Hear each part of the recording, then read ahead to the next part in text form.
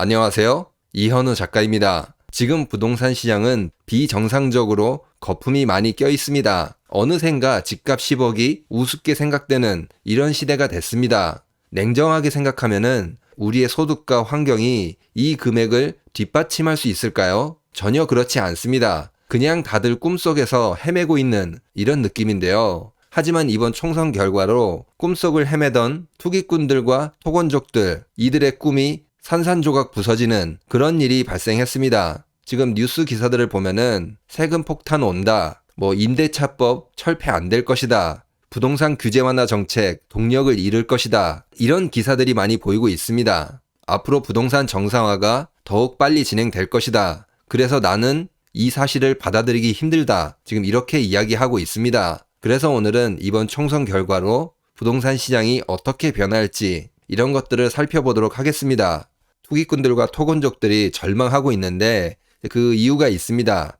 원래는 총선을 이겨서 재개발, 재건축 이런 규제를 완화해서 투기를 조장하고 공시가격 이거를 엄청나게 낮춰서 세금을 덜 내고 실거주 의무 이런 것들 다 폐지해서 실거주 안 하고 갭 투자를 많이 할 수 있는 이런 날이 빨리 오기를 손꼽아 기다렸을 거예요. 하지만 지금 어떻게 됐죠? 그 꿈이 산산조각 부서졌습니다. 재개발, 재건축 이거는 진행이 될 수는 있는데 사업성이 되지 않아서 다 엎어질 것입니다. 그리고 공시가격 이거는 이제 세금과 연관이 있거든요. 재산세, 국민연금, 건강보험 이런 세금을 내잖아요. 공시가격이 실거래가하고 비슷해지면은 1주택자들 말고 특히 다주택자들, 주택을 많이 보유하고 있는 사람들 세금이 많아질 수밖에 없습니다. 지금 이자도 내고 세금도 많이 내야 되는 이런 상황이 온다는 거죠. 특히 다주택자들, 이들에게 해당되는 이야기입니다. 던질까 말까 사실 눈치를 조금 봤을 거예요. 총선 결과에 따라서 세금이 줄어들지 않을까? 투기를 적극적으로 장려하는 그런 정책이 나오지 않을까? 그런 눈치를 조금 보고 있었을 거예요. 그런데 지금 그 꿈이 산산조각 났을 겁니다. 이렇게 되면은 눈치를 보고 있었던 물량들 나올 수밖에 없습니다. 갭 투자를 했던 사람들, 이 사람들도 지금 눈치를 보고 있었는데 결국에는 던지게 되는 그런 상황이 될 것입니다. 왜냐하면은 얼마 전에 역전세 대란이 있었잖아요. 총선 전에 터지기 전까지 막아보려고 역전세 대출해주고 그렇게 했어요. 그런데 지금 이제 어떻게 됐죠? 총선이 끝났습니다. 선거가 더 오래 남았기 때문에 막아줄 필요가 없는 그런 상황입니다. 그때 막아놨던 역전세 물량들 7월부터 만기가 옵니다. 물량들이 계속 쏟아질 것입니다. 그리고 총선 전에 전세 DSR 이거를 도입을 안 했어요. 전세 대출도 소득 대비해서 규제를 해야 되는데 이렇게 되면은 부동산 가격이 꺼질 수가 있잖아요. 그래서 올해 적용하지 말아라. 연내에는 안 하겠다. 이렇게 말은 하긴 했어요. 그런데 이제 총선이 끝났으니까 이게 시행이 될 가능성이 높습니다. 전세 가격으로 부동산 거품을 지탱했던 이 한 축이 무너진다는 것입니다. 여기서도 누가 먼저 탈출하나 던지는 물량들이 늘어날 수 있다는 것입니다. 물론 투기꾼들도 처음에는 어느 정도 버틸 수는 있어요. 왜냐하면은 담합을 해서 팔지 말자, 시장 가격을 끌어올려보자 이렇게 할 수도 있어요. 여태까지 그게 먹혔던 경우도 있잖아요. 이런 시도를 할 수 있어요. 그런데 이번에는 안 될 것입니다. 왜냐하면은 세금이 올라가고 이자가 올라가면서 분명히 못 버티는 사람들이 있을 겁니다.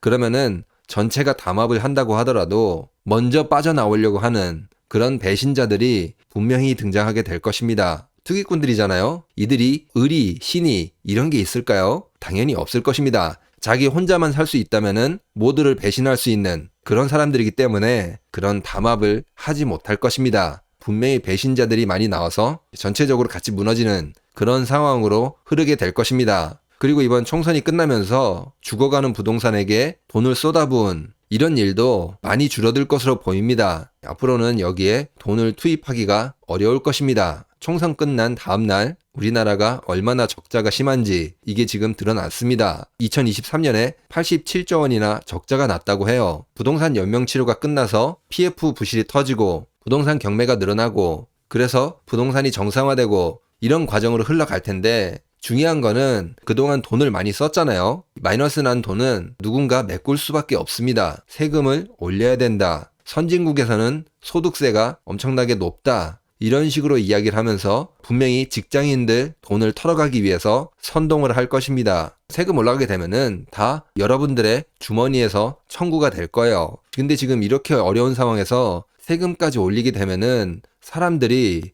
분노가 극에 달할 것입니다. 그리고 이제 세금이 올라가게 되면은 물가가 또 올라가게 됩니다. 뭐 유류세 같은 것들 다시 올리게 되면은 물류비 상승하고 그에 따라서 물가 또 상승하고 이렇게 되는 거죠. 세금 올리면은 여러분들 주머니에서 돈을 빼가는 것도 있는데 그만큼 물가도 자극을 하게 된다. 고통이 두세 배로 증가된다. 그 말입니다. 이렇게 되면은 영끌들, 투기꾼들 같이 힘들 수밖에 없습니다. 이들이 무너지는 게 더 빨리 무너질 수 있습니다. 그리고 이거는 총선 결과하고는 그렇게 상관은 없지만 또 무역수지가 적자가 나고 있습니다. 지금 이게 또 위험한 상황으로 가고 있는데 지금 수출이 증가했는데 수입도 증가했다고 하거든요. 수입이 증가한 게 원유라든지 반도체 이런 게 증가했다고 해요. 이 원유하고 반도체 생산하기 위해서 수입을 하잖아요. 그런데 지금 원유 가격이 상승을 했어요. 그리고 환율도 상승을 했습니다. 그만큼 수입을 해오는 단가 이게 상승을 했다는 거예요. 지금 환율이 거의 1,400원 그런 모습을 보이고 있잖아요.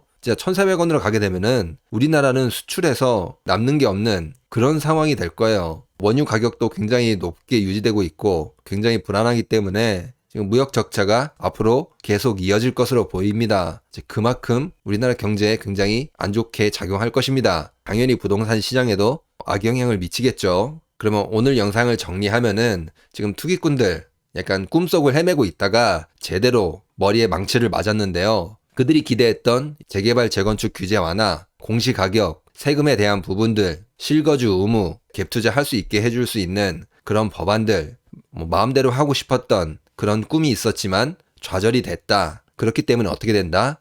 이제 물량을 던지고 도망갈 눈치를 볼 것이다. 규제 완화가 잘 안 될 것 같다. 당연히 물량을 던져야 되겠죠. 다주택자인데 세금이 계속 올라갈 것 같다. 당연히 던질까 말까 눈치를 보게 될 수밖에 없습니다. 이런 물량들 충분히 시장에 쏟아질 수 있다. 그리고 갭 투자했던 물량들 역전세 정부가 어느 정도 지원해 줬는데 만기가 7월에 오고 있거든요. 총선이 끝나고 다음 선거가 3년 정도 남은 만큼 부동산 거품을 유지해야 한다는 그런 동력이 상실돼서 지원들 줄어들 수 있다. 그리고 전세 DSR 총선 전에 시행 안 하겠다. 이렇게 했지만 총선이 끝난 만큼 시행해야 된다. 안 그러면은 나라 신용등급이 강등될 수 있다. 전세 DSR도 소득 대비 규제를 받는 그 시스템 안으로 들어오게 될 것이다. 그걸 알아보았습니다. 그동안 계속 해왔던 부동산 연명 치료들 국세 수입이 감소한 만큼 하지 못하게 될 것이다. 그리고 지금 이렇게 마이너스가 났으니까 이제 어떻게 해야 되죠? 메꿔야 되겠죠.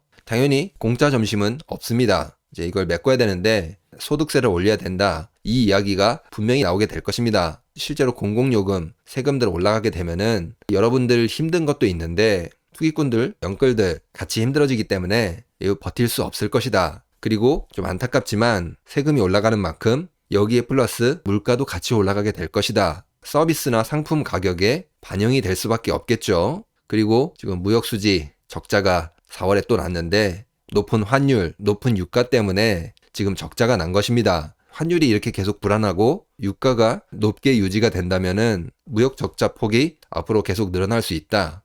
그만큼 우리나라 경제 전체 그리고 부동산 시장 전체에 악영향을 미칠 것이다. 그걸 알아보았습니다. 그러면 오늘 영상은 여기서 마치도록 하겠습니다. 구독과 좋아요 꼭 부탁드립니다. 감사합니다.